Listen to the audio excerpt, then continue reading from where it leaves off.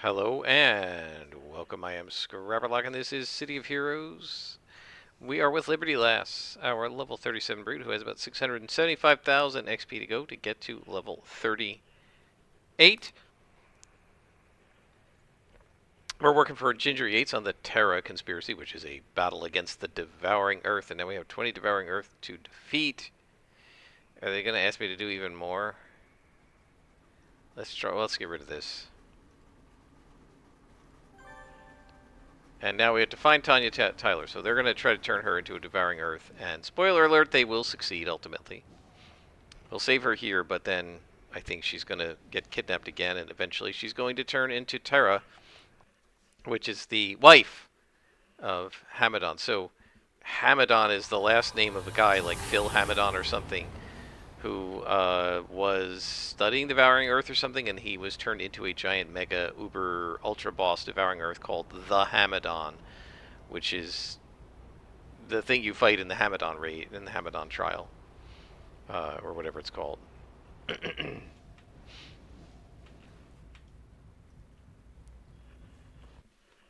So we have to find her. I don't know, she might already be turning green. At some point she turns green. Don't want to spoil it for you guys, but I've already shown all these missions in other videos. If you want to actually watch the story, you should watch Silver Phoenix. Apparently, a couple people are. I got some comments on one of the Silver Phoenix videos. They're old, but they're still mostly valid. There are some differences with how the the server works now, but you can mostly follow along, no problem. So we're on +2 here. So that means you're going to be sometimes getting +3s, and that's what these guys are. The hard part is going to be when we get +3 bosses, but we have pretty good tray of inspiration, so we should be alright. And we're a brute with lots of fury, and we've got our powers are mostly enhanced now, other than the last two we picked up, so we're in pretty good shape. And it looks like we over-aggroed, but you can see we're still doing just fine.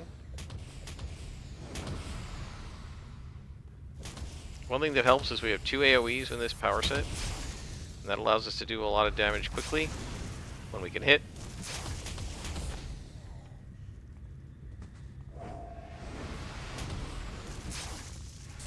Look at that, we one-shotted both of them because Total Focus did a lot of damage, and then we used the, oh, there's another guy. We used the, what is it called, energy transfer that I'm never going to remember the name of, because it doesn't transfer any energy. I guess the idea is it transfers energy from me to the target. That's my guess. But to me, a power transfer, energy transfer, etc. is basically taking it from one guy and giving it to the other, because that's how power transfer works in Champions.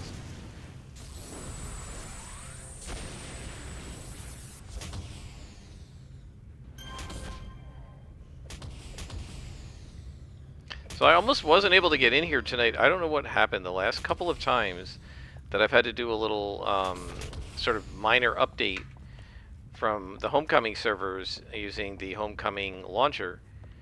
Something's broken and it's giving me an error message. So it said check the log, so I checked the log, and in the log it said something like coh.exe.removed cannot be removed or something like that.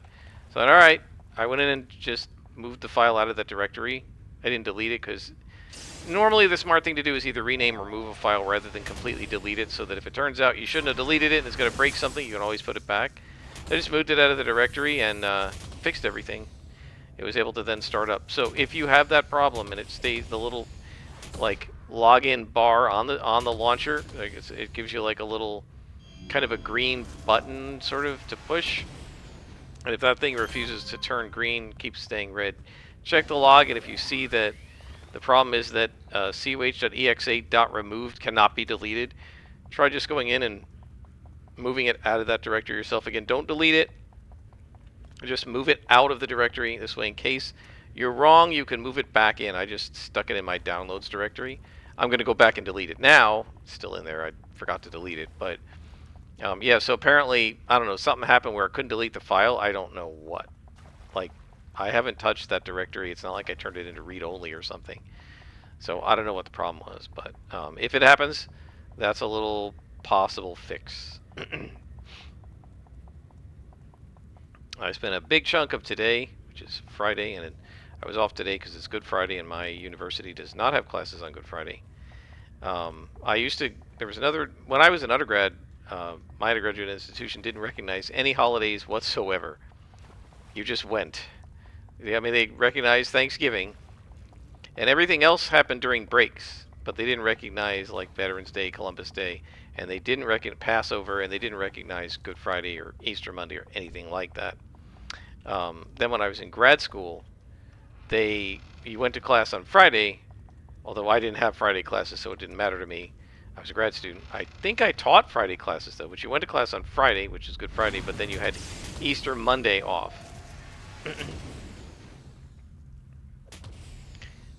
My school has Good Friday off, but not Easter Monday. So I reminded all my students, I'll see you guys, because we're like, we don't have class Friday, guys. My Monday, Wednesday, Friday class, but we'll have class Monday. So they all did really well on the last exam that I gave them, which was on Wednesday. And I posted the grades yesterday, Thursday. And in the post I said, good job, well done. The average was an 82. Right, which is 25 points higher than the average in the last test, which was a 57. So, and I told them, I've been telling them all along, they keep telling me, it's too hard, we can't do this. I'm like, yes, you can. I've had other classes do this exact same class, this exact same way, and they were able to do it. And they proved that I was right, and they were wrong. They were able to do it. But anyway, so congratulations, you did a really great job, guys. I'm glad, very pleased. And, I'll see you all on Monday. We're going to start this next unit, right?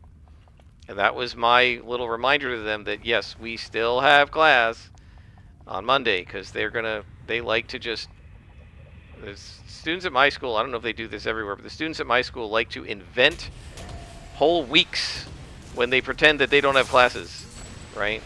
We give them a spring break, and as far as they're concerned, they're off from the Monday before spring break, the week of spring break, and then till the Friday after spring break, and they come back. They basically take 3 weeks. Some of them, not all of them, obviously not all of them, but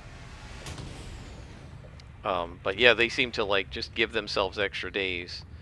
The university gives them 1 day off, and they'll just go home for the whole week. And so I tried to remind them, no, we're gonna have, we're starting the next unit on Monday, and you need to be there. So hopefully they will, but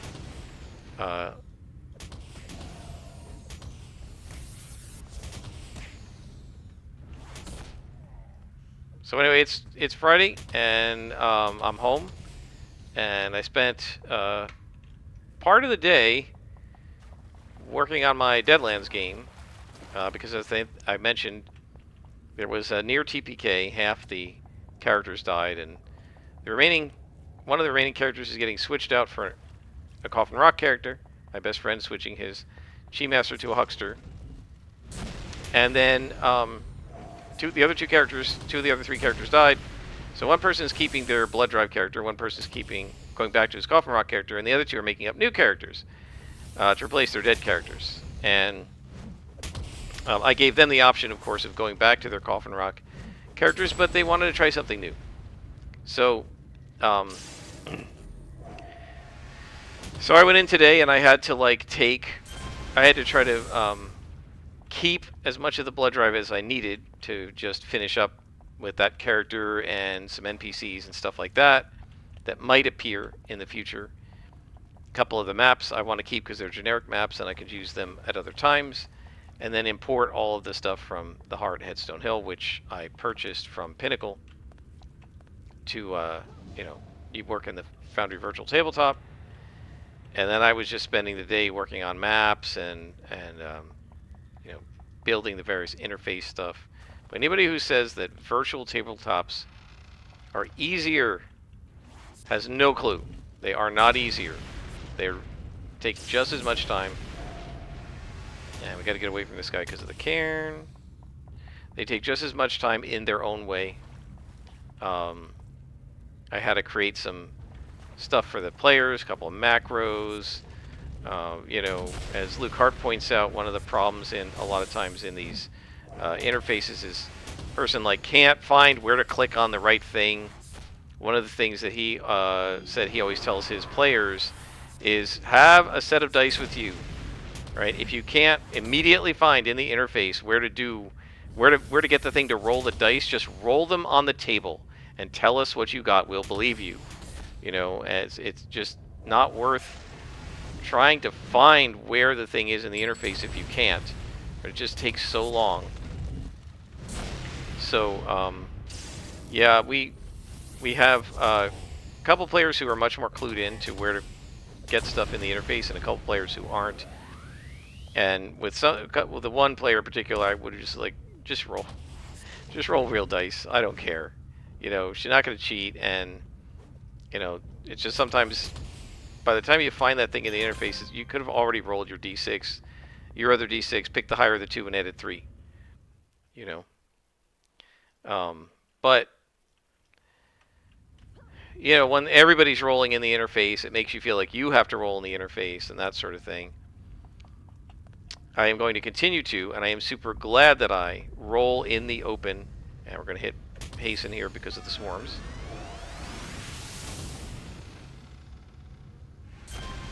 So that got rid of them.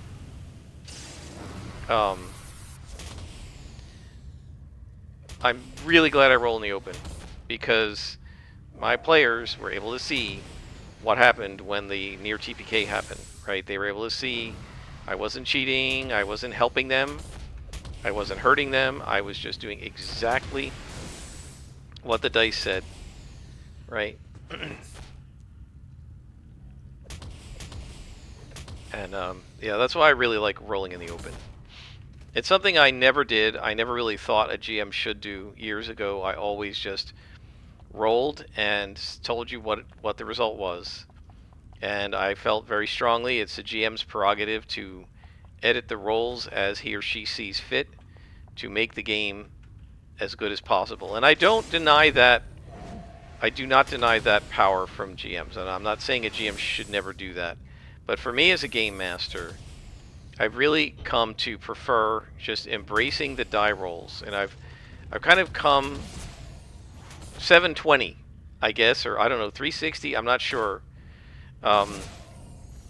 Back in the I don't know, 720, 580, I'm not 560, I'm not sure, 540, I'm not sure.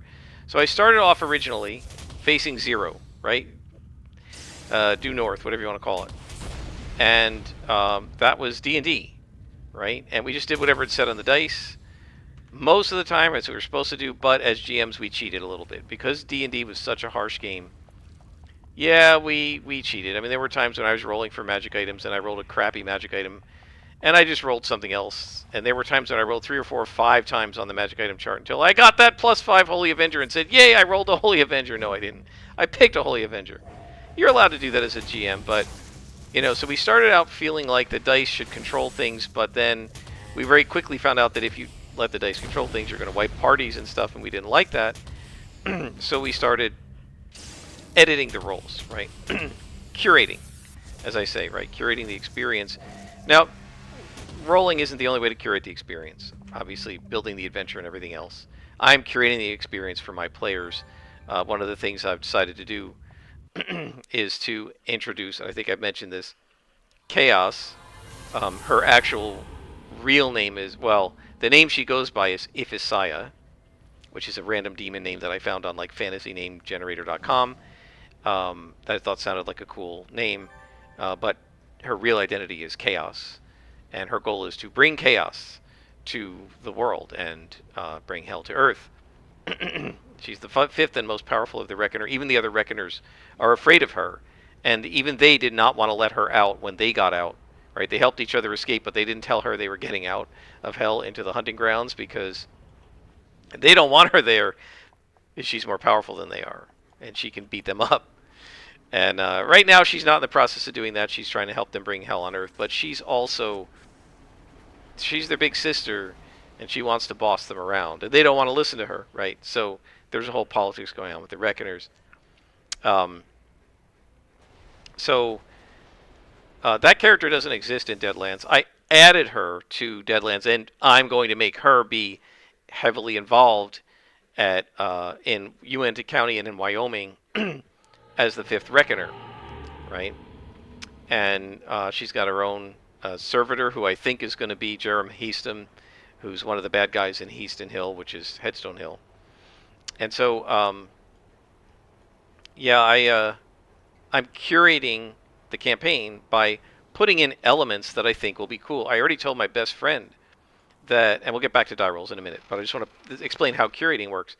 I thought my best friend would like this. His character's a huckster. Hucksters have to deal with the devil. That is, they play a game against a demon, usually a Manitou, that looks like a Joker from a deck of cards and cackles madly like the Joker from Batman. And I would assume that Manitous are generally kind of androgynous, right? They're generally, there isn't a real gender to them. They're just crazy demon creatures, right? Or if anything, they seem slightly male. This is what I said to my best friend. However, I told him in the last few weeks, when your character has been doing this deal with the devil thing, you've noticed what looks like a very attractive female version of this. She looks like a very attractive female human, but with the white makeup and the jester costume. And she's not as sort of like crazy cackly, and she just sort of has this sort of flirty smile almost. And when you defeat her, like, the others get really mad when you defeat them, and they start like throwing cards at you and they curse at you, and they're furious. They're obviously really mad. But when you beat her, she acts kind of mad, like pouty, but you feel like she's kind of faking it. Like, she actually isn't that mad. And you almost get the feeling that she's letting you win, which is weird because letting you win means you steal power from her. And so she shouldn't want you to do that. That's why the Manitous don't want you to win, and they get mad because you're stolen their power. And so I told him that, and he immediately wrote back. And I have to say, throughout the blood drive, he seemed rather apathetic about our campaign. And when he shows up, he plays it. He seems, okay, but... Are you going to follow me? Haha. But he's been rather apathetic, and like, he immediately wrote back, like, I don't know, 2 minutes later. Interesting. I'm curious where this is going to lead, right? Something like that. And I was like, see, now I think he's interested. And so I'm curating it. I thought this would be interesting to him, right? When I created Chaos, right? This Jordan Callerman in the Deadlands show from Wildcards did not do this. He had a huckster on the show. His wife, Megan, played the huckster. Jordan did not tell Megan, you recognize this guy, Chaos. Chaos was a very different type of a bad guy on his show. He was the Fifth Reckoner. But it was a guy, it wasn't a girl, and it didn't take the place of the Manitous in the card game, right? And so I just thought this would be really cool, because it now ties into his character a little bit, and my best friend always wants stuff to tie in. So that's curating.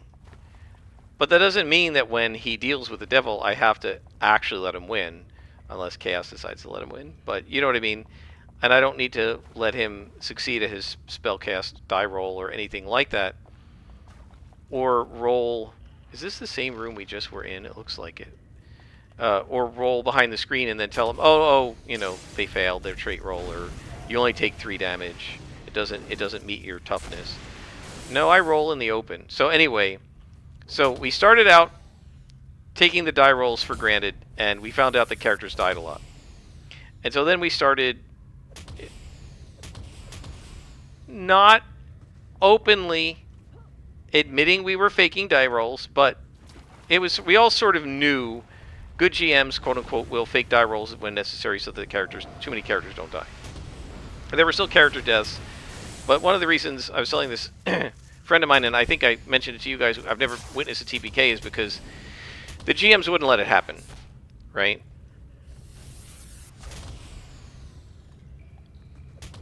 And then we got into Champions where characters don't die. And somewhere along the way in Champions, it became the decision of our group that you own your character. And therefore your character cannot be killed without your consent because you own your character. And at that point, you don't get to do die rolls that kill characters, right? Like, if the dice say the character took enough body to die, he took enough body -1. and he's dying but not dead. And there, you let the other characters save him, right, or the rescue squad save him or whatever. And because it's champions, paramedics, okay, they save you, and you go to the hospital, and you're maybe in the hospital for a couple weeks. Maybe you're out of the next scenario, but you own your character, so I can't kill off your character with die rolls, right? And then I was in consent mushes and muxes for a long time, where everything happens by consent, and you own your character.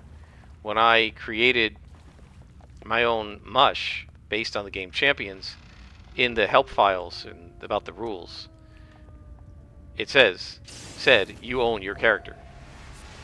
And assuming your character has been approved by the GM staff, right? You own your character, and your character cannot be killed or permanently transformed in any way without your consent, right? Because that's essentially a narrative element, and other people don't get to do that to your character. So at that point, I had gone, I don't know, is that 270 degrees? I'm not sure how many degrees that is. From dice to fudging die rolls to you own your character, and it doesn't matter what the dice say, your character can't die unless you say it can die. Okay.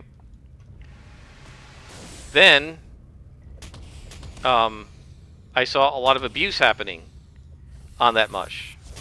And eventually I changed the rule to say that when dice are rolled, the dice are dictators. Right? They determine what happens. You don't get to overrule or ignore the dice. However, I still would have said the GM can roll the dice, quote unquote, behind the screen. We didn't really have a screen, but you could do private die rolls. There was an actual object called the GM screen that the GMs were walking around with, and they could roll from the GM screen object. And if it was a GM roll, however they did it, the object privately messaged them with the result, and then they told people what the result was. And then when the players rolled, they rolled a player roll from the GM screen, and that was open.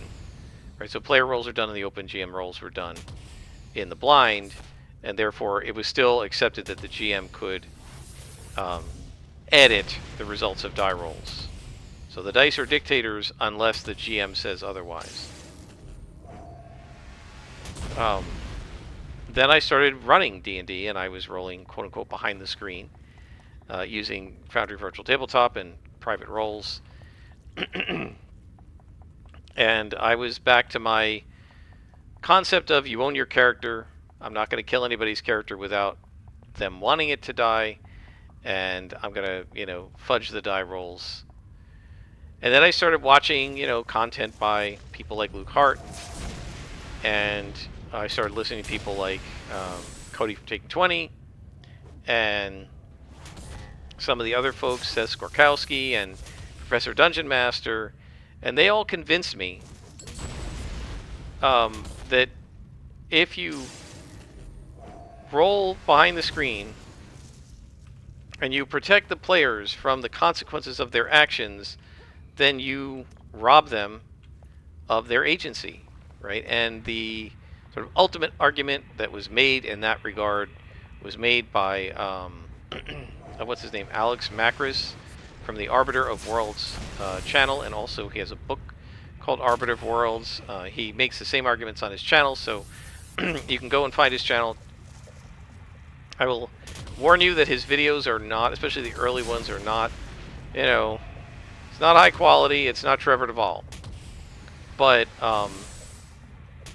it definitely contains the same material as in the book. So if you rather watch, you can watch. If you want to read, you can read Arbiter of Worlds. It's a good book.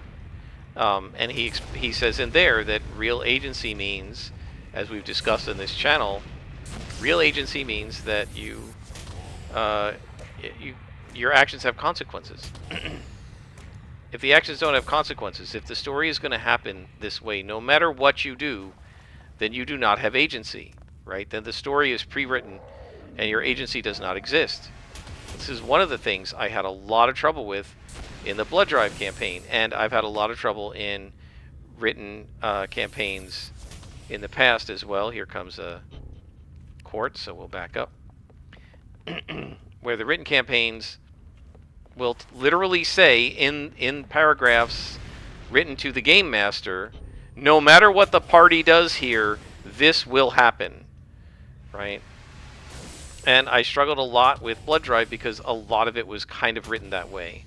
It was such a linear adventure. So one of the reasons I'm actually really happy that we're switching to horror at Headstone Hill is because it's a sandbox game, and the characters have a lot more agency.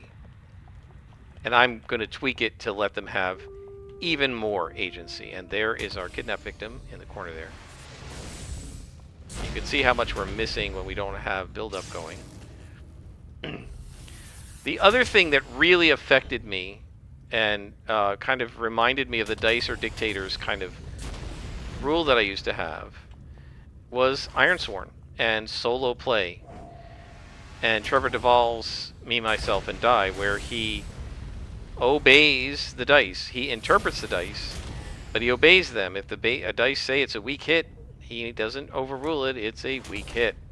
And if the dice say it's a crit fail, it's a crit fail. And if they say it's a crit success, it's a crit success. And I also have a couple of players who really like obeying the dice as well in that regard.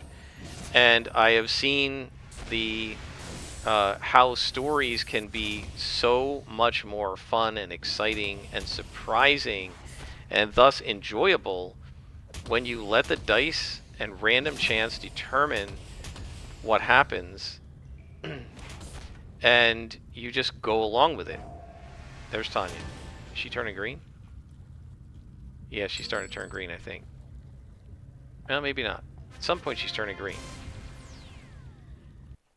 Because she's going to become Terra. You can't stop it. So this is a railroad, right? There's nothing I can do. I have no agency in this story arc. We're just checking the boxes that already exist. And as I've said before, the only way you can't fail this mission, right? If you faceplant, you just come out and go to the hospital. And you can keep going back into it as many times as you want. And you can disconnect and reconnect and start another version of the mission, right? Which is lower level if you lower the notoriety or something like that. But you can't actually fail the mission, and you can't ever get rid of it until you succeed at it. Let's see, I just got a private message. Oh yeah, so the new girl is making up a new character, and I was telling her that she was talking about maybe making her character delusional, and I was warning her that you might not want to. She's done a delusional character before. Her old character was. And I think part of what she was trying to do was just come up with the exact same hindrances for this character and almost like, play another version of that character. You know how a lot of players would do in the old days, your character would die and you would, how long has this been? 20 minutes. Okay, we'll do another mission, then we'll stop. You just make up, my character was Barag and Barag dies, so you make up Barad and it's his brother. Also a fighter. He inherits all of his equipment and you continue play with basically the same character. So it's a sort of like a soft resurrection. And I think initially she was maybe going to possibly do that, but I got her interested in Texas Rangers, and so she's going to make her a territorial ranger. But the other character was delusional. The character thought that cows were smarter than people and would talk to the cows instead of to people. And, it was fine. She didn't play it annoyingly, but I told her that she might want to look into a quirk instead of a delusion, just because delusions can be a little extreme. And so what I said to her was I had come up with again, this is the random table thing. I have a quirks table that I got from somewhere, and it's meant for Savage Worlds. And it's got 100 quirks. You roll D100 to see which quirk comes up. And it's deliberately meant to be Savage Worlds quirks that don't intrude on the other hindrances like delusional or death wish or phobia or whatever. And so I was just saying it was kind of funny, and so she said, oh, can you send me that? So I sent it to her, and she said, I said to her, check out quirk 47. All my students have that. Quirk 47 is never on time. Not all my students, but a lot of them have that quirk. Let's go ahead and pop, let's pop hasten, because we know we're going to get swarms. Swarmed by the swarms. And they will slow you down, and they'll hit you multiple times. So yeah, she just messaged me and said, "Oh yes, I have many students who have quirk 47 too. Never on time." Yeah, I don't know what it is about them. You know, they all get to work on time, but they can't get to class on time. It just shows their priorities. One of the other professors at my institution, he said a couple years ago, he asked a student to take out a sheet of paper, and we'll go into this room if we need to. That's the stupid lab thing, but I hate that room, so we'll do that last. He said, take out a sheet of paper, number it from 1 to 5 in the margin, and then he said, what I want you to do, I'm pulling this guy because there's going to be people upstairs and they might see me if I run over to him. People, devouring Earth. He said number 1 to 5, and in order of priority, list your top 5 priorities in life, starting with the number 1 as your highest priority and going down to number 5, and turn it in. He didn't tell the students what purpose he had in doing this. They looked them over and they talked about it later as a class, but what he told us in the department was, he said, yeah, the overwhelming majority of students do not have college in their top 5. It's just not a priority. If they had it, it was number 5 out of 5. They all prioritized other things above college. And I just had a talk with one of my students who's got straight D's and F's. And she literally admitted to me that she doesn't study because she's busy watching TikTok videos and YouTube videos and going to Instagram and stuff. And I said to her, look, you can do that stuff for fun, but you've got to prioritize class. She knows she's supposed to, but she just won't. So she claims she's going to do that now. We'll see.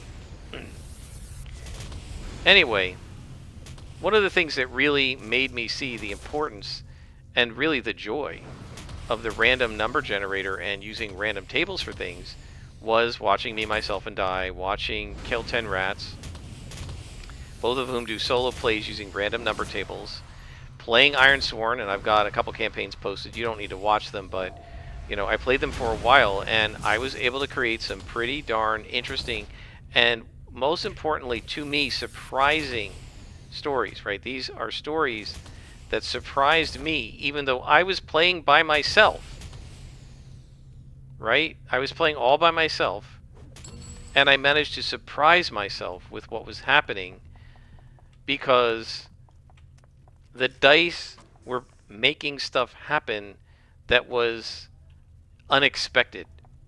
Stuff that I would not have done myself, right? And so that really turned me around more than anything else on the importance of doing random die rolls and how much fun it can be to do them, and on how useful it can be to do them to surprise yourself, to surprise others, to come up with cool story elements that you wouldn't come up with otherwise. Man, I am missing like crazy here and getting pounded. It's just black roses and razor vines, right?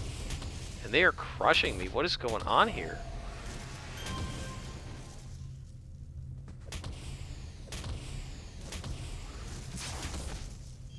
Can't hit them is the problem, I think. Oh, you know what it is? These guys are resistant to smashing, aren't they? I think they are. Man, I had to use a lot of inspirations there, but that's what they're for. We made it through okay. How are we doing on XP? Now what? Oh, these guys. Can I disable him? No. I'm trying to stun him. Oh, I thought this was a lieutenant. Never mind.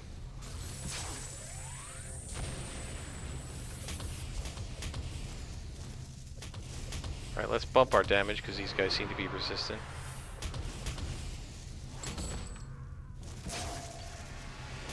So yeah, I've learned the joys of the random draw.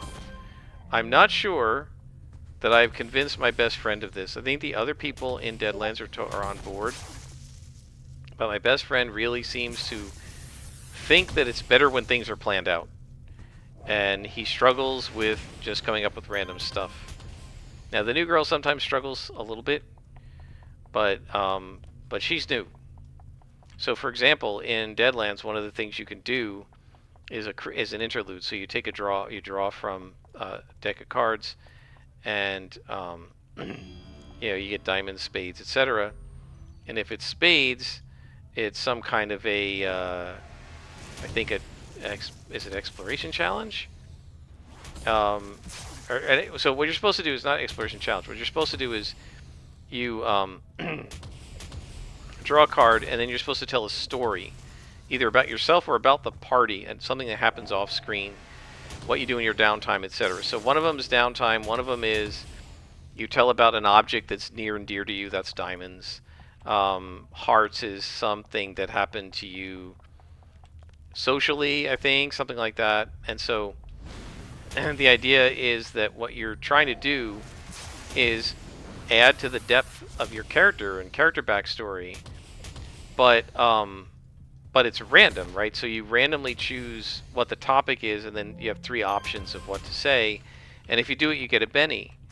And the 2 players who really love the random stuff, they participate every time, or they came up with some really cool stories. My best friend did it like once, and the other times he just passed. The new girl usually passed. She doesn't like making up stuff on the fly. So she doesn't object to the using random number generators to generate stuff. She actually likes that, but she wants to have time to sit and think about it. So like in our play by post, I think she would love participating in something like that, because she we have to defeat all. We got to go back up. Why didn't I notice it said defeat all? Why didn't you guys tell me it said defeat all? Somebody should have told me. If we were live streaming this, hopefully somebody would have told me, right? Defeat all. You got to go in that stupid lab area anyway. Now this whole thing is a lab, but what I mean by the lab is this spot over here we're going to go. I just took the thumbtack out. So yeah, we're going to be going. Oh, come on. Where am I? I'm so uncoordinated today. It's not even funny. I don't know what's going on.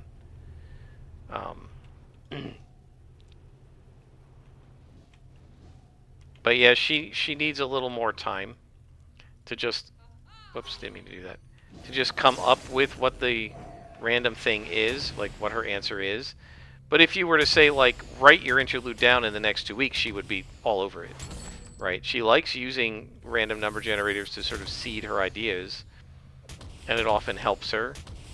My best friend seems to not like that at all. So I don't know why.